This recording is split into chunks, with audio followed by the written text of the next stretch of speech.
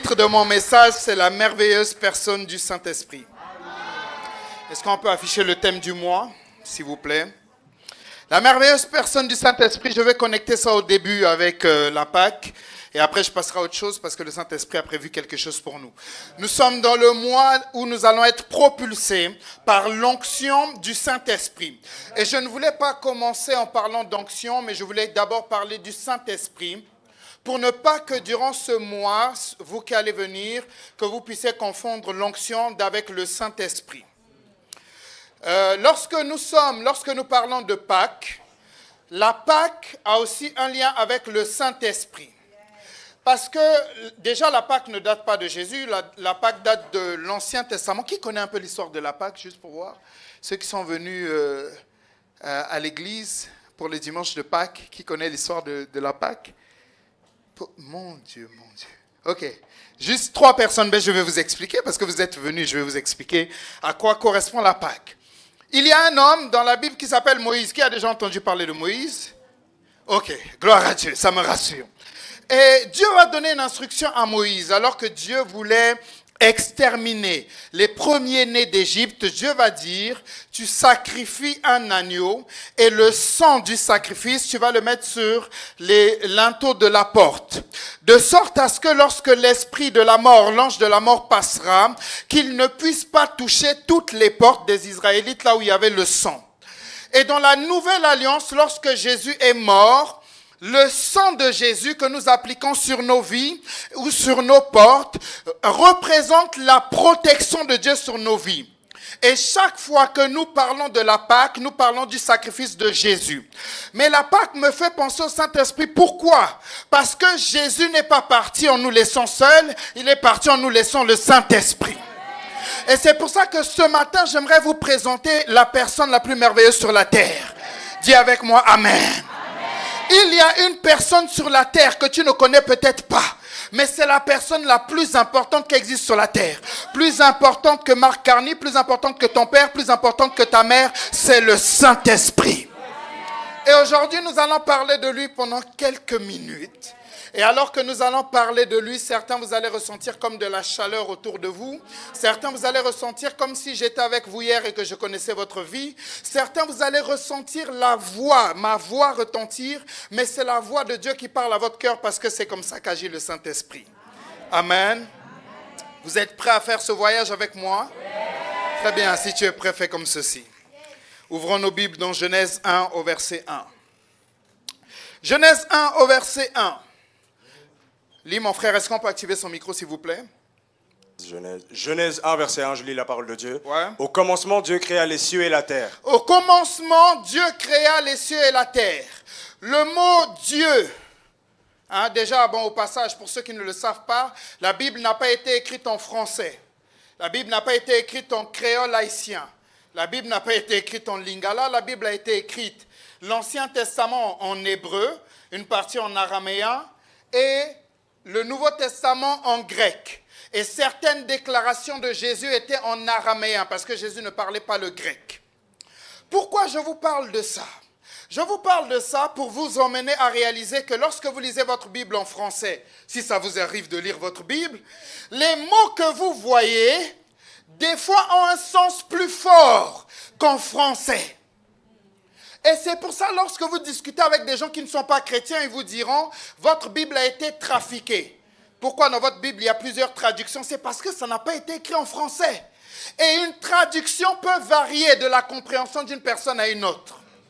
Donc, le mot Dieu ici, là, c'est le mot hébreu Elohim.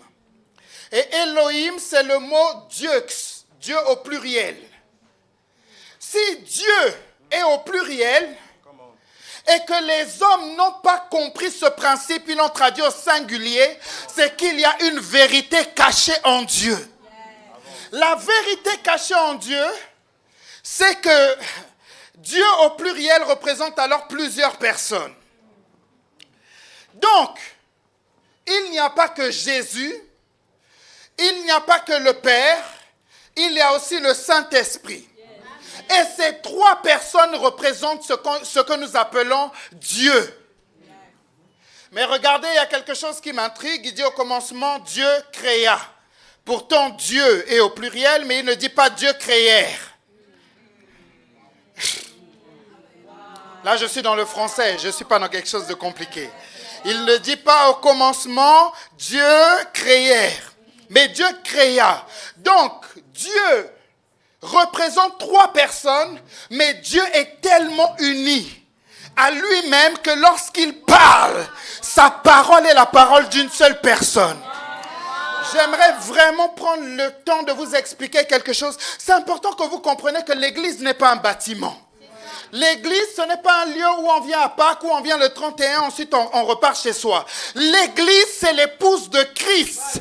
Et Dieu veut que l'église soit un, comme lui-même il est un. Amen. Ça veut dire que ton frère et ta soeur qui est assis à ta gauche et à ta droite, tu dois être uni à cette personne, comme Dieu lui-même est uni à lui-même. Amen. Je ne sais pas si vous arrivez à comprendre ou c'est trop compliqué ce que je suis en train de dire. C'est trop compliqué? C'est trop compliqué? C'est trop compliqué? C'est trop compliqué? Très bien. Donc Dieu créa les cieux et la terre. Genèse 1, verset 2 cette fois-ci. Va au verset 2, ma soeur. Genèse 1, verset 2. La terre était informe et vide. Ouais. Il y avait des ténèbres à la surface de l'abîme et l'Esprit de Dieu se mouvait au-dessus des eaux. Et l'Esprit de Dieu se mouvait au-dessus des eaux. La première fois qu'on entend parler du Saint-Esprit, c'est ici. Donc au commencement, l'Esprit de Dieu était là. Mais l'Esprit de Dieu n'a pas existé à ce moment-là, il a toujours existé. Personne n'a créé Dieu. Dieu n'est pas comme l'homme. Toi, tu as été créé, façonné par Dieu. Mais Dieu existe par lui-même. Mon Dieu, mon Dieu, mon Dieu, mon Dieu. Va s'il te plaît dans Matthieu 28 au verset 9. J'espère que je ne suis pas en train de les perdre. Matthieu 28, 19. Très bien. Allez, faites de toutes des nations des disciples, les baptisons au nom du Père, du Fils et du Saint-Esprit. Très bien. Allez faire de toutes les nations des disciples, les baptisons au nom. Je vous pose une question. Est-ce que le mot nom est au pluriel ou au singulier? Singulier. Le mot nom est au pluriel ou au singulier? Singulier. Mais comment le Père, le Fils et le Saint-Esprit, 3 personnes, il ne dit pas allez baptiser-les au nom S. Il dit au nom au singulier. Parce que le Père, le Fils et le Saint-Esprit ont le même nom. Quel est leur nom? Le nom de Jésus. Alléluia. Lorsque Jésus est mort et ressuscité, le nom qui est au-dessus de tout nom lui a été donné. À partir de ce moment, le Père, le Fils et le Saint-Esprit s'appellent Jésus. Mais si Christ est la tête et l'Église est le corps, la tête et le corps n'ont pas des noms différents. Donc l'Église s'appelle aussi Jésus. Avance. My God, my God, my God, my God, my God. Je ne sais pas si vous arrivez à me comprendre. Vous arrivez à comprendre? Yes. Je vais revenir aux choses simples, ne vous inquiétez pas. Le Saint-Esprit est Dieu, le Saint-Esprit est le Créateur. C'est ce que nous dit Job 33, verset 4, qu'on ne va pas lire. Le Saint-Esprit est présenté comme le Seigneur. Lis s'il te plaît 2 Corinthiens 3, verset 17 à 18. Je vais malembe. 2 Corinthiens 3, 17. Oui. Or, le Seigneur, c'est l'Esprit. Et là où est l'Esprit du Seigneur, la liberté est la liberté. Or, Dieu, le Seigneur, c'est l'Esprit. Donc, le Saint-Esprit est Dieu. Mais il ne s'arrête pas là à dire que le Seigneur, c'est l'Esprit. Il dit, là où est l'Esprit du Seigneur, là est la liberté. Amen. Bon Dieu, j'aimerais que vous puissiez me suivre quelques instants. Yes. Si la présence de Dieu est synonyme de liberté, chaque fois que l'être humain n'est pas libre, on peut se poser des questions si Comment? Dieu est là. Comment? Mon Dieu, mon Dieu, mon Dieu. Je pense que certains d'entre vous êtes repartis chez vous. On est là. Si la Bible dit le Seigneur c'est l'Esprit, là où est l'Esprit, là est la liberté, c'est-à-dire que si on arrive à un endroit, il n'y a pas de liberté, c'est qu'il n'y a pas Dieu. Waouh. C'est ça. Je vais avancer. Si quand tu viens à l'église, tu es en train de chanter comme un religieux, tu n'as pas la révélation de Dieu. Regardez, je vais vous emmener ça à votre niveau. Qui connaît David? La Bible nous dit à un moment donné que David danse. danse. Et lorsque David danse, quelque chose m'intrigue. Pourtant, il est roi, mais quand il danse, sa femme va le mépriser. Et va dire, mais comment un roi peut danser comme quelqu'un qui n'a pas de valeur? Et David va donner une réponse à sa femme. Il va dire, c'est pour Dieu, devant Dieu qui m'a préféré à ton père que je danse. David nous enseigne quelque chose. La préférence de Dieu nous emmène à danser d'une façon différente. Ta façon de danser à l'église peut me montrer si tu es le préféré de Dieu ou pas. My God. Il y a des gens, lorsqu'ils dansent à l'église, je me dis, il ne peut pas être l'ami de Dieu, pas encore. Parce qu'il danse comme quelqu'un qui n'a pas la révélation de Dieu. Il y a des façons de louer. J'aime ta façon de me regarder parce que c'est la première fois que tu entends ça. Il y a des gens, pendant la louange, je me dis, mais il est en train de louer quel Dieu? Parce que le Dieu que David a loué, alors que David n'était pas chrétien, David n'était pas chrétien, mais la façon dont il dansait pour Dieu. Toi, tu te dis chrétien, mais tu ne danses même pas à la cheville de David. Là où est l'Esprit du Seigneur, là est la liberté. Si quand la nuit tu dors, tu fais des cauchemars, tu n'es pas libre, alors où est l'Esprit du Seigneur? Avance. Parce que là où est l'Esprit du Seigneur, là est la liberté. Quelqu'un qui fait des cauchemars n'est pas libre. Alors où est l'Esprit du Seigneur? J'aimerais vraiment vous faire réaliser que nous avons mal compris Dieu. Beaucoup d'entre vous, vous êtes allés dans des églises où, dès que tu commençais à élever la voix, tout le monde te regardait bizarrement à dire, mais tu fais trop de bruit. Mais c'est normal que je fasse trop de bruit. C'est normal. Tu n'as pas lu dans ta Bible que quand Dieu parle, sa parole fait apparaître des tonnerres et des éclairs. Ça, c'est quelle personne qui parle et il y a des éclairs? Mais c'est quel type de silence? C'est quel type de silence tu parles, il y a des éclairs? Aucun silence ne produit des éclairs. Si mon Dieu fait du bruit lorsqu'il parle, permets-moi de faire du bruit lorsque je le loue. Ouais, je ne sais pas quelle est la révélation de Dieu que tu as, mais la révélation de Dieu que j'ai me pousse à danser quand je le loue. C'est-à-dire que j'ai tellement une... Regardez, même votre façon de chanter Dieu montre si vous avez une relation avec lui ou pas. Ça montre si vous avez une relation avec lui ou pas. Parce qu'il est impossible que tu chantes et que le Saint-Esprit te laisse dans ta zone de confort. Impossible. Impossible que tu chantes et le Saint-Esprit te dit, oui, chante avec charisme. Impossible. Impossible. Impossible. Même la Bible nous dit que la veille de sa mort ou quelques heures avant sa mort, Jésus a chanté avec les disciples. Si c'est écrit qu'il a chanté avec ses disciples, c'est qu'il ne chantait pas dans son cœur.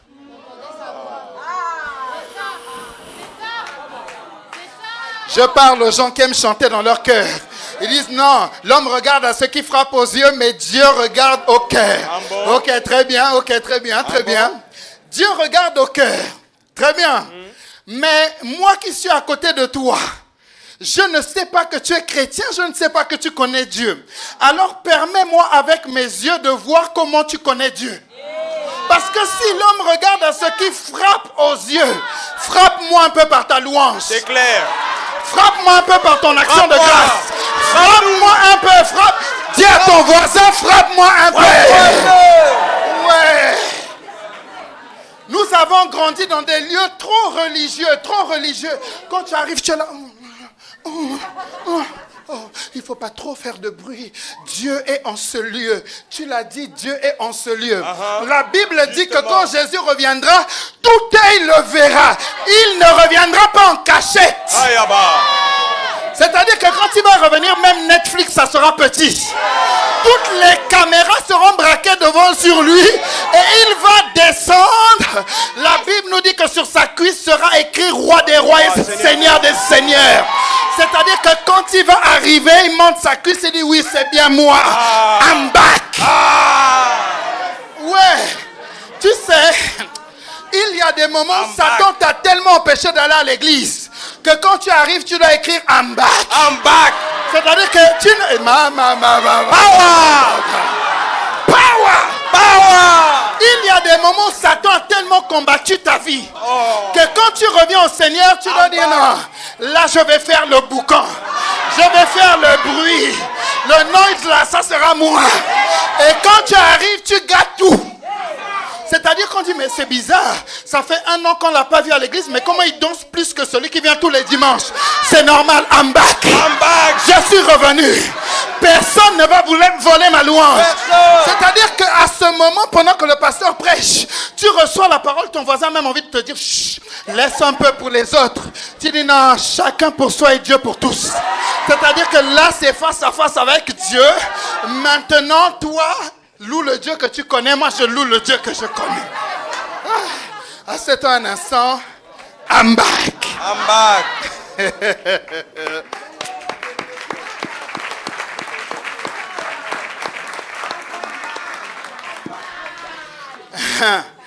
La religion est tellement terrible, c'est pour ça que je n'aime pas la religion. La religion est tellement terrible que les maîtres religieux de l'époque de Jésus voulaient le tuer. Parce que le gars était trop loin dans la révélation de Dieu. C'est-à-dire que quand Jésus parlait de Dieu, ils n'arrivaient pas à comprendre Jésus. Ils avaient envie de le tuer. Ils disaient, mais ce gars-là m'énerve. Regardez, il y a des moments, certaines personnes parlent de Dieu à côté de vous, ça vous énerve. Si ça vous énerve, il n'y a que 2 choses. Il n'y en a que 2. Soit la personne exagère et dans le mensonge, soit tu n'as pas la révélation qu'elle a. Quand tu me vois parler comme ça et que je crie, ça fait du mal à tes oreilles, c'est parce que il y a quelque chose que j'ai vécu qui me...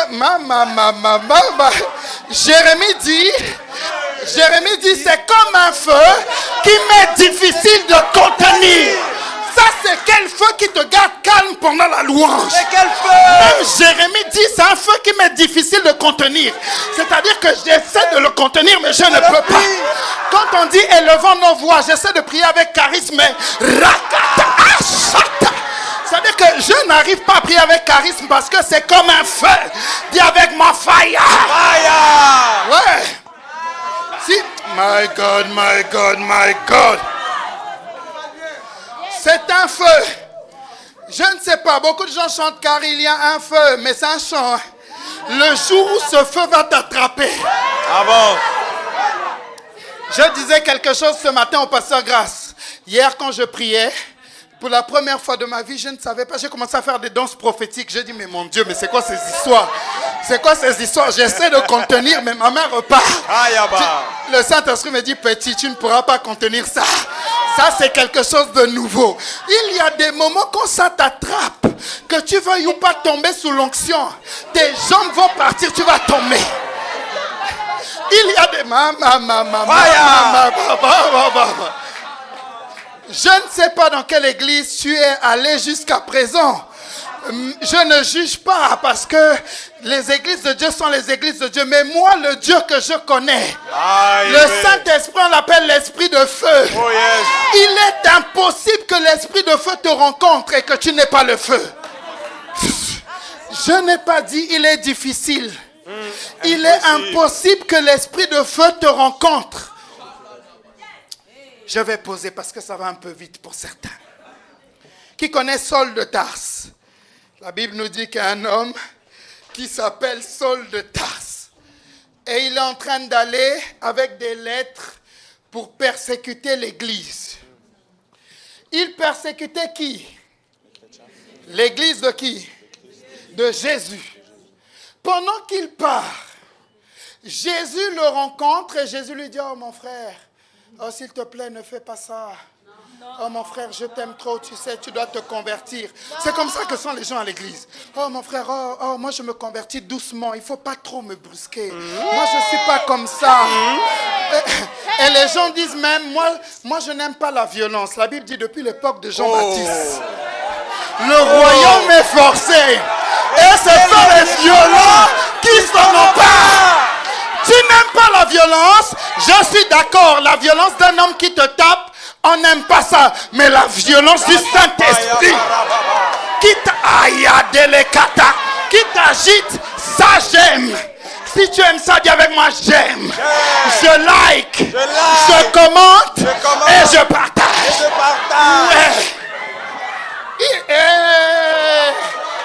Il y a violence et violence. Il y a violence et violence. Un père qui tape son enfant, ça on n'aime pas. Une femme qui tape son mari, on n'aime pas.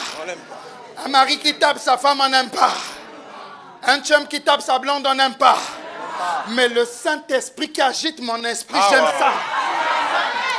J'aime ressentir la chaleur autour de moi.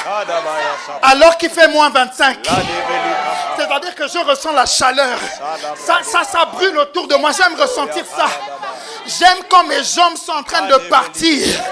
Et que je n'ai plus le contrôle de moi. Parce que si je vis, ce n'est plus moi qui vis.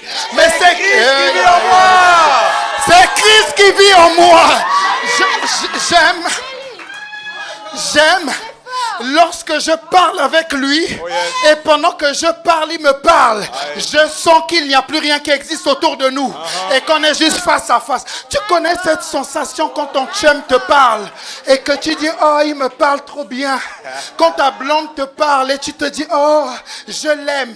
Moi, quand le Saint-Esprit me prend à part, il commence à me parler. Il dit, tu es mon fils. Et aujourd'hui, c'est ton anniversaire. Demande-moi, je te donnerai le Canada pour héritage. Et pour possession les extrémités de la terre. J'aime quand il me dit, je t'annoncerai de grandes choses. Des choses cachées que tu ne connaissais pas. J'aime quand le Saint-Esprit me parle comme ça.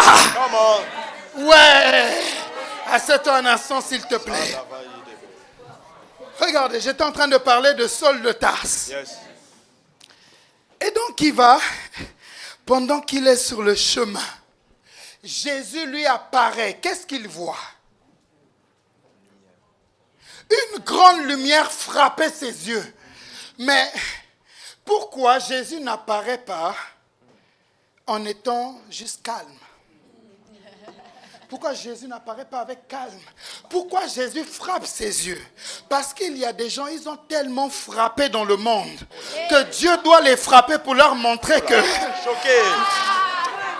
Il y a des gens, ils ont tellement choqué dans le monde qu'il faut les choquer en Dieu. C'est-à-dire, ils ont tellement enchaîné des filles dans le monde. Ils ont tellement enchaîné des bouteilles d'alcool. Ils ont tellement enchaîné les garçons que le jour où Dieu le rencontre, Dieu maintenant le frappe. Dieu dit, maintenant je vais te montrer qu'il y a un plaisir au-delà du plaisir. Je vais te montrer que le sexe n'est pas un vrai plaisir. Que l'alcool n'est pas un vrai plaisir. Que la présence de Dieu est le vrai plaisir. La Bible dit, sentez et voyez combien l'Éternel est bon. Il y a un plaisir au-delà de ton plaisir. Tu es venu juste dans ce lieu, j'aimerais te donner une puissante parole. Il y a un plaisir qui est capable de te faire arrêter le pote. Il y a un plaisir qui est capable de te faire arrêter de vendre de la drogue. Il y a un plaisir qui est au-delà, c'est la présence de Dieu. Peut-être que dans cette foule, tu penses que tu es caché.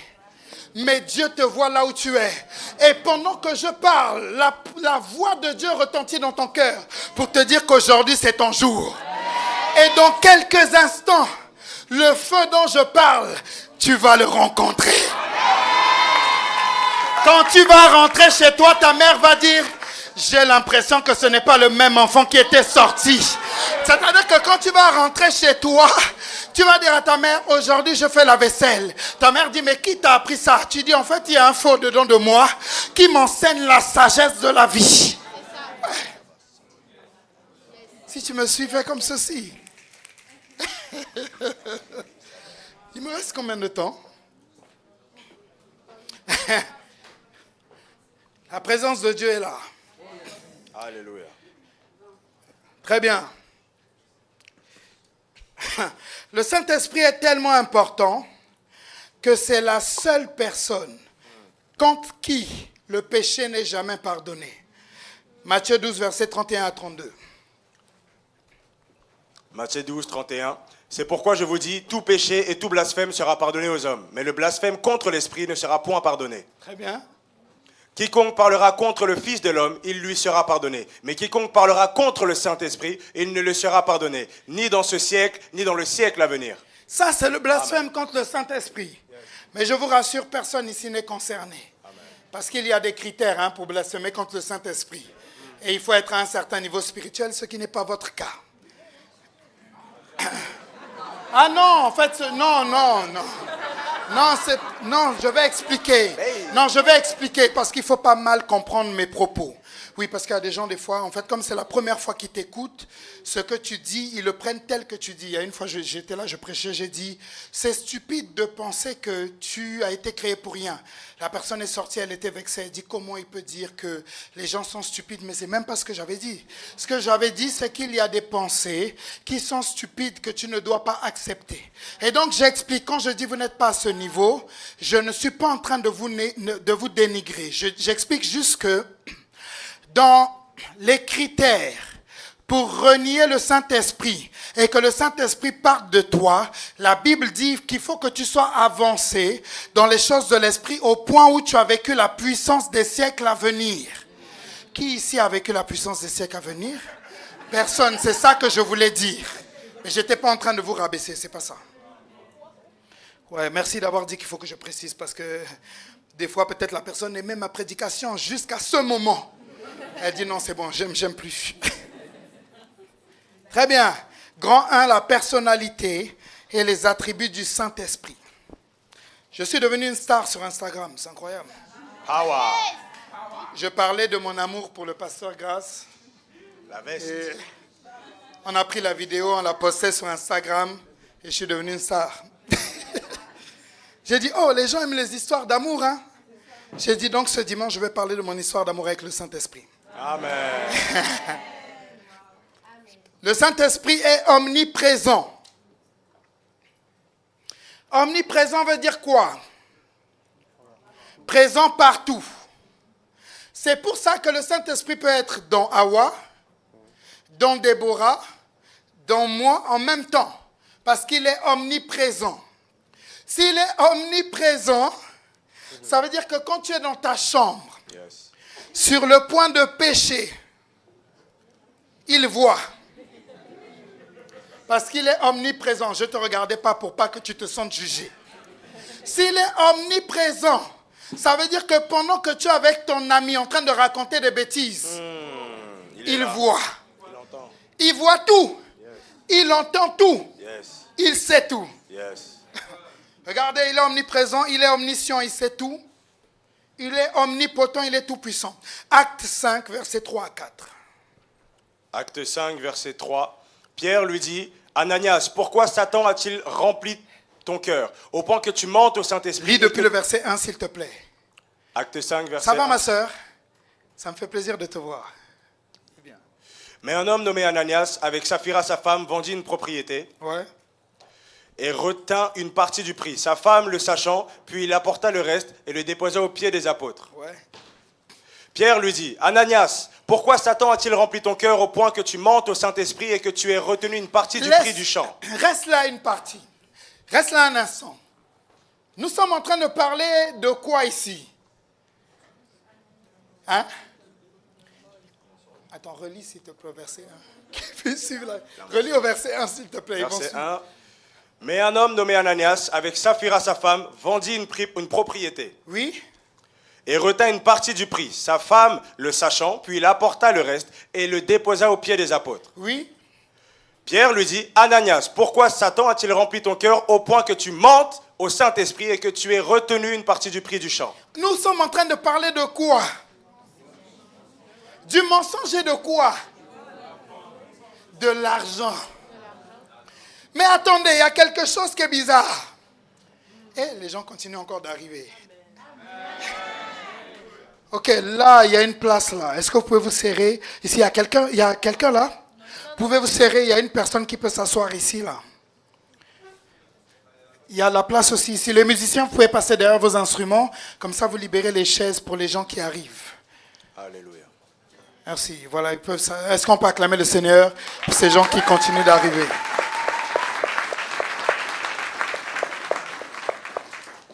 Donc, nous sommes en train de parler d'argent, de mongo, de dollars, Pesos.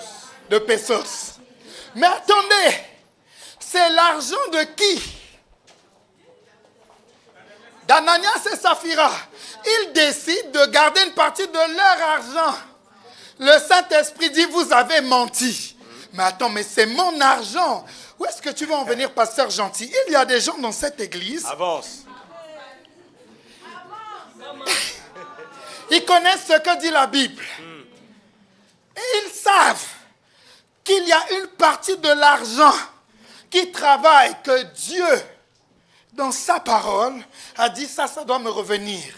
Mais ils décident volontairement de ne pas donner à Dieu l'argent que Dieu leur réclame. C'est de ça dont il s'agit ici. Oui. Et à côté du problème d'argent, Pierre parle du Saint-Esprit. Mais je pensais que l'argent était un péché. Qu'on ne parlait pas d'argent dans la présence de Dieu. Mais pourtant ici, on parle d'argent. Et il dit, Ananias, pourquoi Satan a-t-il rempli ton cœur? Première chose que je comprends, chaque fois que tu caches de l'argent, que Dieu veut que tu puisses semer, c'est Satan qui te l'inspire. C'est pas moi, c'est lui qui le dit. Il dit au point que tu montes au Saint-Esprit et que tu aies retenu une... Je sens un silence.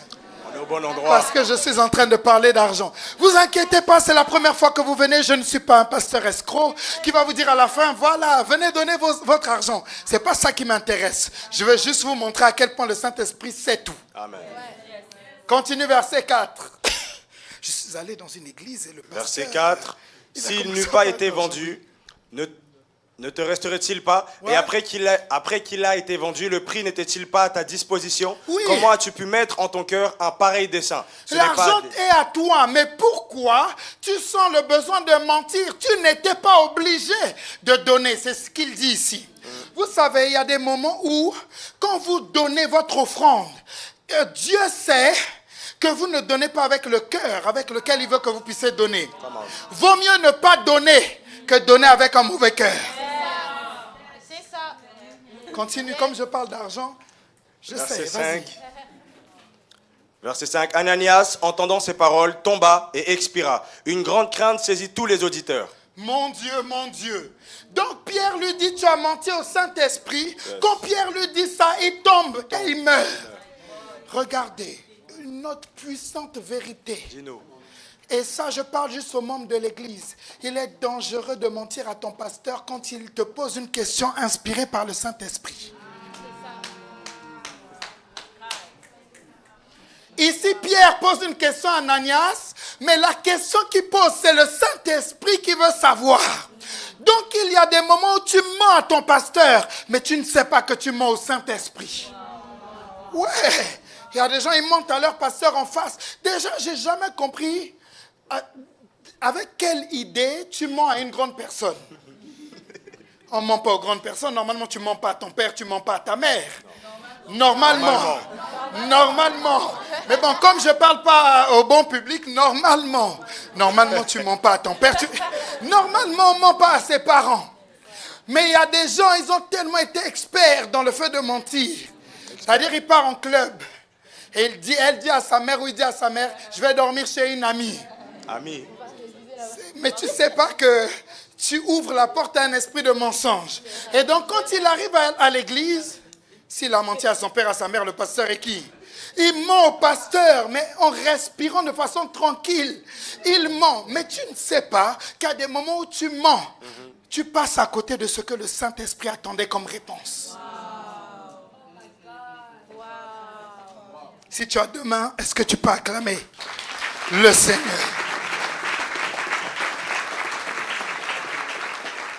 Il y a des moments, je te donne une astuce pour ne pas mentir. On te pose une question. Est-ce que Métisha, pourquoi Métisha, tu n'étais pas au GR? Tu n'es pas obligé de mentir, hein? Tu n'avais pas envie d'aller au GR. Vous me direz, ah, Respo, tu sais, je ne vais pas te mentir, en fait, je n'étais pas motivé à venir au GR. Je préfère quelqu'un qui me dit la vérité en me regardant dans les yeux que quelqu'un qui me ment en me regardant dans les yeux. Parce que la personne qui a menti à Jésus en le regardant dans les yeux, c'était Judas. Judas. Il a menti à Jésus en le regardant dans les yeux. Toute personne qui me ment en me regardant dans les yeux, je sais que ce n'est qu'une question de temps avant qu'il me fasse un baiser. Un baiser pour me livrer. Et donc je me méfie des gens qui mentent sereinement. Sereinement. Oh, mais vous êtes très calme. On dirait que je suis sur le bon point. Je suis sur le bon point. Je vais alors appuyer. C'est ma partie préférée quand je parle et que je sens que les gens ne sont pas très motivés. Je vais appuyer. Nous allons insister sur l'esprit de mensonge. Insiste. Comment appelle-t-on Satan? Le père du mensonge. C'est-à-dire que tous ceux qui mentent, Satan dit, je suis ton daddy. I'm your daddy. Et parce qu'il est le père du mensonge, c'est lui qui a inventé ça. C'est-à-dire qu'il y a des moments où il ment, il te dit même, en fait, sœur, tu n'aurais pas dû mentir comme ça. Je te donne une idée pour la prochaine fois. Parce qu'il maîtrise le mensonge. Donc, il peut t'expliquer de A à Z comment mentir. Mais il y a des gens, ils sont tellement forts que quand ils mentent, même Satan dit, waouh, ça là, j'avais pas vu ça venir. Enseigne-moi.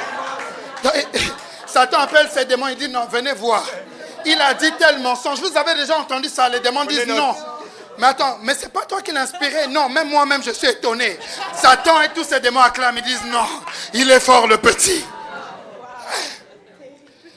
Dis à ton voisin de gauche et de droite, le mensonge ne te sert à rien.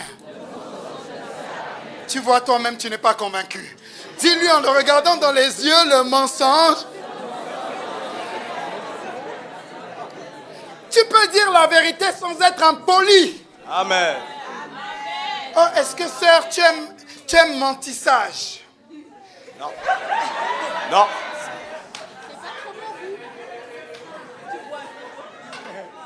Ah, ça te va bien, hein? Tu n'as pas répondu si tu aimes. Mais si tu as répondu, ça te va bien parce qu'elle aime. Si ça te plaît. Non, mais est-ce que ça me va bien? Oh, tu sais, si ça te plaît, c'est le plus important. Je raconte une histoire juste pour rire. Une fois, un frère devait faire couper ses locks. Et donc, on était tous au salon du Respo Patrick. Il me dit, mais tu me vois comment sont les locks? J'ai dit, oh, mes frères, mais c'est ta décision. Et donc, on ne sait quoi faire. Il est venu me voir dimanche. Il me dit, alors c'est comment? J'ai dit, toi, tu as aimé? Il me dit, oui. J'ai dit, c'est le principal. Sagesse. Sagesse. Wisdom. Wisdom. Et la semaine d'après, j'ai bien regardé. J'ai dit, ah oui, ça te va. Mais attendez, est-ce que tu es obligé de mentir? Tu regardes, il dit, est-ce que la calvitie là me va bien? Tu regardes, tu dis, ah oui, j'aime beaucoup, hein. Tu sais, dans mon village, tout le monde a une calvitie, arrête de mentir. Tu n'es pas obligé, tu dis, ah ouais, mais c'est original, hein, tu sais. Moi, je suis habitué à ce que les cheveux soient ici, mais bon, si toi tu aimes bien, si tu aimes, c'est le principal. C'est le principal. Est-ce que je suis en train de te donner des clés? Yes. Oui, est-ce que tu aimes mes sneakers? C'est toi qui sais. Les jeunes, des fois, vous mettez des sneakers. C'est-à-dire que moi, quand je regarde, je dis, mais... Ok. C'est vrai, je suis né en 1986. On ne mettait pas ce genre de chaussures, mais j'essaie de comprendre le projet. C'est-à-dire que la chaussure est comme une pyramide. C'est-à-dire quand tu regardes, mais c'est à la mode. C'est-à-dire tu dis, mais comment ça peut être à la mode? Jamais en 2000, ça serait à la mode. Quand il est né, ça ne serait jamais été à la mode. Comment c'est à la mode? Mais aujourd'hui, tout est à la mode. Même la moitié des vêtements, c'est à la mode. C'est-à-dire quelqu'un arrive avec des vêtements ici, le vendeur l'a trompé en lui disant, tu sais, tu n'es pas obligé d'avoir le reste du tissu. Elle arrive, elle dit, ouais, c'est à la mode, j'aime bien. Quand elle vient donner son offrande, elle fait tomber son offrande, elle se penche. Les anges, les pasteurs, tout le monde dit, hey, les démons disent c'est à la mode. Les démons disent c'est à la mode, c'est ça là.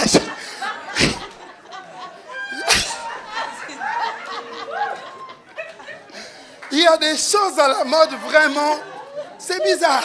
Il y a des gens qui font des cheveux de toutes les couleurs. Mais c'est à la mode.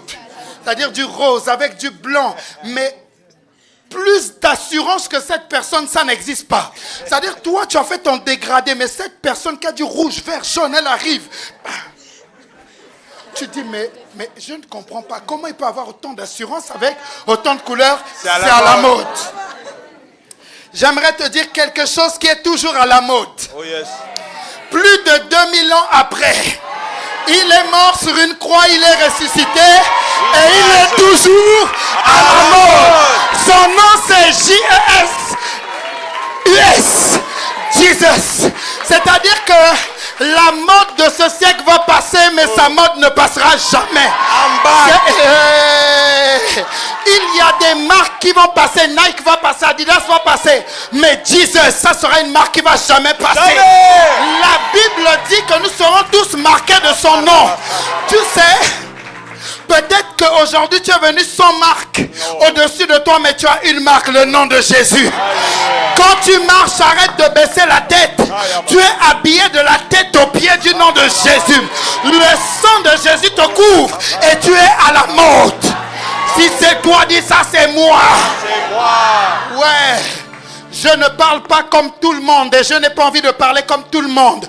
Je parle comme Jésus. Et c'est le principal. Assieds-toi un instant. Il me reste combien de temps? Très bien. Nous allons nous lever. Et nous allons faire quelque chose à la mode. Parce que tu sais que là, je n'ai même pas prêché mon message. Ce n'est pas ça mon vrai message. Mais comme c'est la Pâque, il fallait parler à tout le monde. Tu peux naître de nouveau.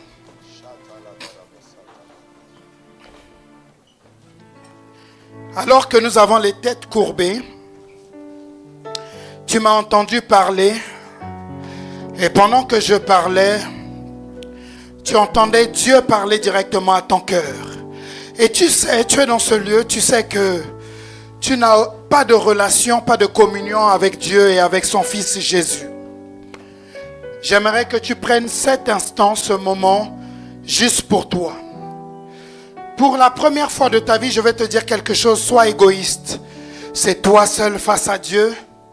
Tu ne connais pas Jésus, tu n'as jamais accepté Jésus dans ta vie.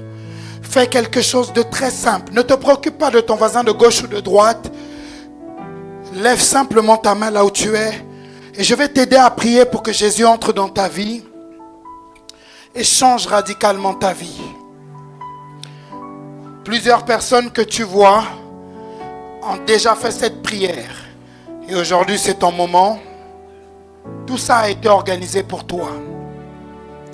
Dieu veut ta vie et Dieu veut ton cœur. Si ce que je dis te parle, lève haut ta main pour que je te voie. Personne n'a les regards focalisés sur toi. Je vois 2 mains se lever, une 3e main se lever.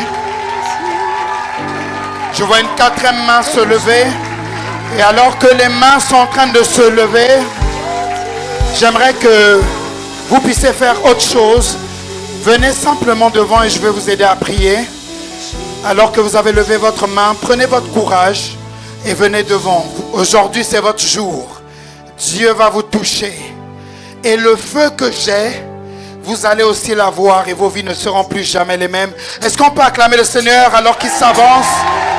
Est-ce qu'on peut acclamer le Seigneur et célébrer Dieu pour leur vie? Et repartir à zéro. Et repartir à zéro. Avec Jésus pour berger. Et repartir à zéro. Et repartir à zéro. Et repartir à zéro. Avec Jésus pour berger. Regardez-moi juste quelques secondes pendant que vous vous décalez pour faire de la place à votre voisin. Vous avez pris l'une, si ce n'est la meilleure décision de toute votre vie. Il y a plus de 16 ans de cela, j'ai fait la même prière que vous allez faire dans quelques instants et ma vie a radicalement changé. Aujourd'hui, Dieu va entrer dans votre vie et Dieu va changer votre vie. Je ne sais pas comment les gens vous appellent actuellement, peut-être qu'on vous appelle échec, peut-être qu'on vous appelle moins que rien, mais Dieu va vous changer de nom et vous allez désormais être un avec lui. J'aimerais que vous fassiez, pendant qu'il baisse le son, vous allez juste répéter cette prière avec moi. Et alors que vous allez le répéter, Dieu va entrer dans votre cœur. Vous allez dire après moi, Père, Père, je te demande pardon d'avoir vécu loin de toi durant toutes ces années. Aujourd'hui, je prends volontairement la décision de t'accepter comme mon Seigneur et mon Sauveur, Jésus. Pardonne mes péchés et entre dans ma vie. Désormais, je t'appartiens, je suis à toi et tu es à moi. Amen. Amen. Amen. Félicitations.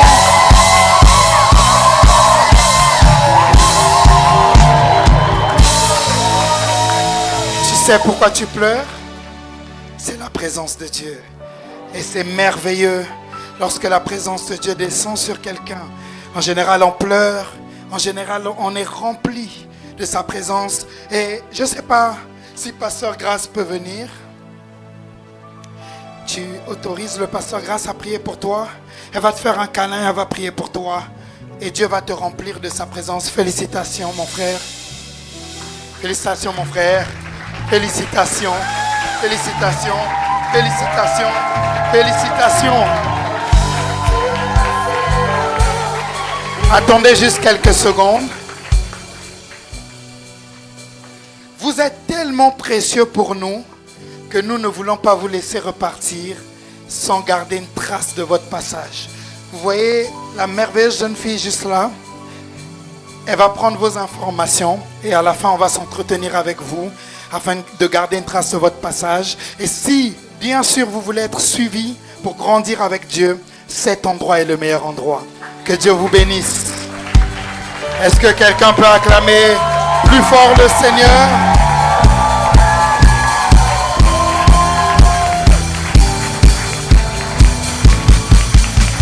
Et reparti. Et repartir à zéro.